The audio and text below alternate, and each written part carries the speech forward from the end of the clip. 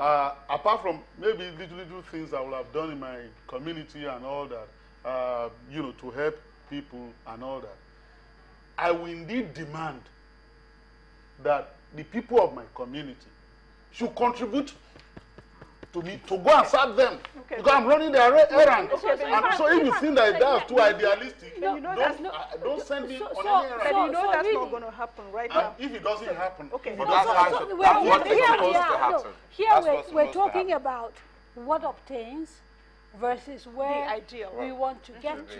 Because the sad part about what's happening in Nigeria is we are indeed in the place where if you do go to people and say, I want to do ABC for you, the first question they ask you is, what else are you going to do for me that is immediate? You know, immediate gratification. And I say this because I have an acquaintance, for example, that is trying to voluntarily educate civil servants in a state government in this country, and I won't say which state government it is, but you know, he runs like a foundation, an NGO, which is very interested in empowering people in public service.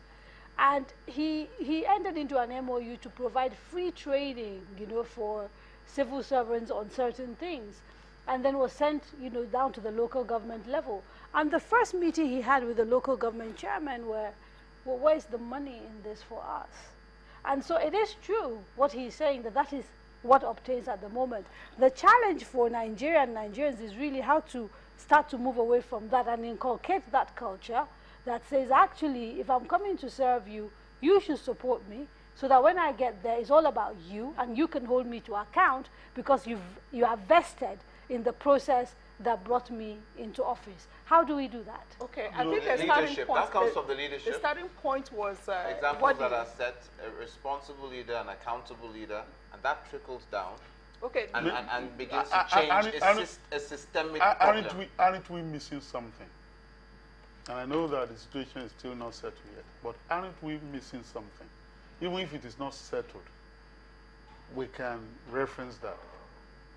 You had a man who had been contesting for election for about 4 years, for about 4 times.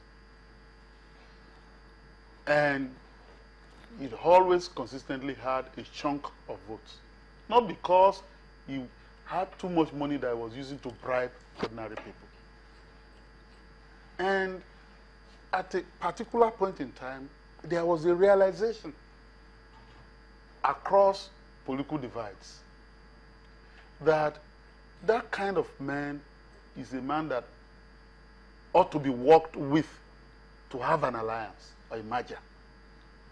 Even in this as corrupt as what we see. So that is an example we can, regardless of whether he ends up winning any election and all that. It's doable. It's doable. Very doable. And in this election, how many persons has he personally been able to give money to support him?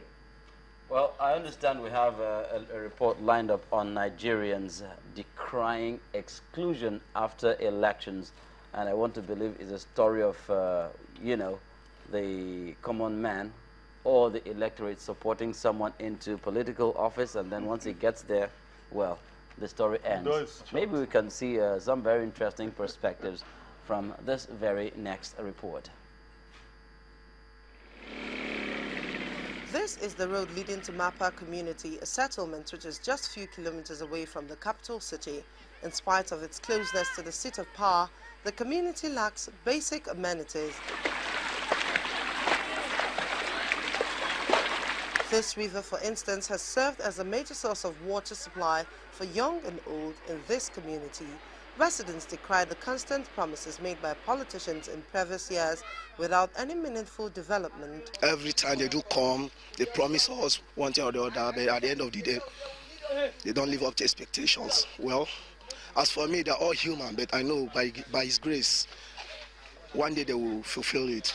The situation in this community did not call for a plea from the older residents, but the young ones alike.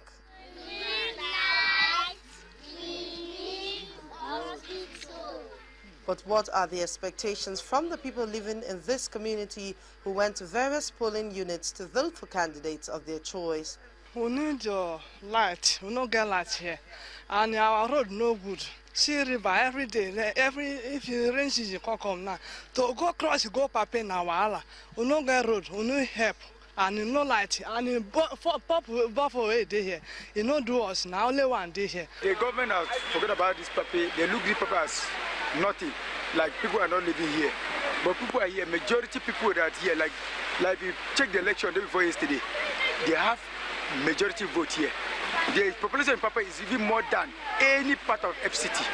The election has been held again with many promises made by politicians to change the lives of people in communities such as Mapa. Residents of local communities look forward to dividends of democracy when the new leaders emerge in the days ahead.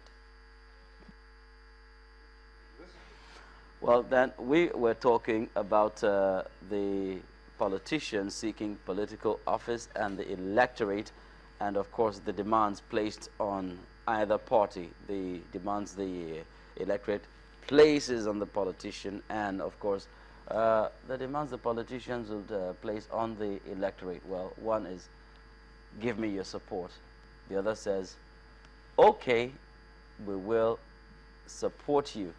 Now, you know, the term support now becomes rather nebulous, at least from the point of view of the politician. When he says support, he means vote. But from the side of the electorate, well, where does the support begin and where does it end? Does it, is it pre-election or post-election? Yeah, but this report should speak to the conscience of the politicians who are guilty of this thing. One man said they come here, they ask for our vote, they make promises.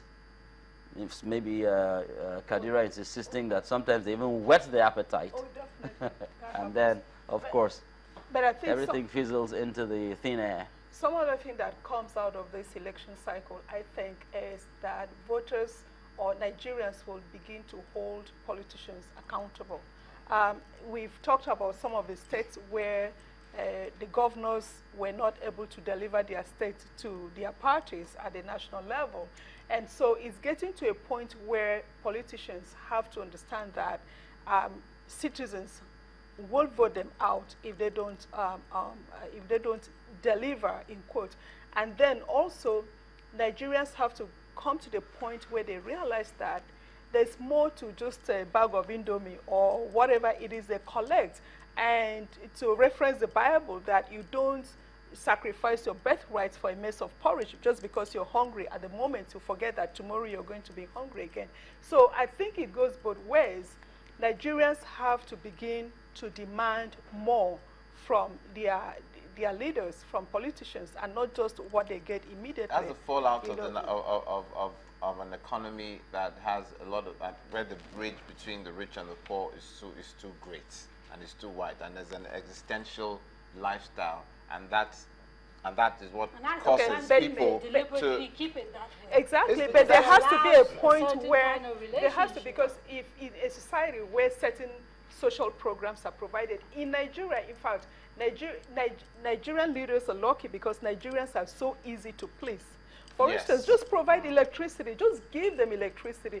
Give them good roads, more or less. Nigerians are happy. They will work hard. They will do the rest for themselves. So Nigerians are not even asking for too much. So if it's a society where certain basic social programs, basic infrastructure are present, politicians don't have to try so hard. Nigerians will pick it up from there. So Nigerians have to start demanding more beyond.